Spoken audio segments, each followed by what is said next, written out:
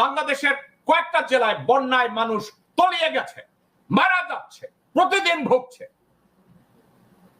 জামাতের শ্রদ্ধেয় আমির কোটি কোটি টাকার দান নিয়ে, জিনিসপত্র নিয়ে, সরঞ্জামাদি নিয়ে বিভিন্ন জায়গায় ছুটে বেড়াচ্ছে।